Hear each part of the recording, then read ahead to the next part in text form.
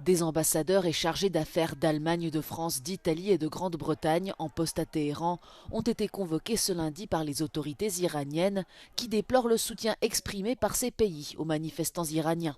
Les diplomates ont dû visionner une vidéo montrant les dégâts causés par les émeutiers et ont été informés que leur gouvernement devait retirer leurs déclarations officielles de soutien aux manifestants sous peine d'être accusés d'ingérence dans la sécurité intérieure du pays. Les condamnations des gouvernements occidentaux surviennent après que l'ONG Iran Human Rights, basée à Oslo, a estimé que près de 650 manifestants ont été tués par le régime iranien depuis le début de la contestation le 28 décembre dernier.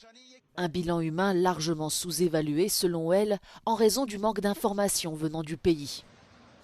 Les dirigeants français, allemands et britanniques ont condamné la violence d'État iranienne et exhorté le gouvernement à respecter le droit du peuple à manifester. L'Union européenne a déclaré qu'elle envisageait d'imposer de nouvelles sanctions à Téhéran pour sa répression violente des manifestations. La contestation, qui en est maintenant à sa 3e semaine, a commencé dans la capitale iranienne, où la population subit une crise économique sans précédent, aggravée par l'effondrement de la monnaie locale, le rial. Elle s'est rapidement étendue à d'autres villes, réclamant un changement de régime, dans ce qui est depuis devenu l'un des défis les plus sérieux pour la théocratie du pays depuis la révolution islamique de 1979.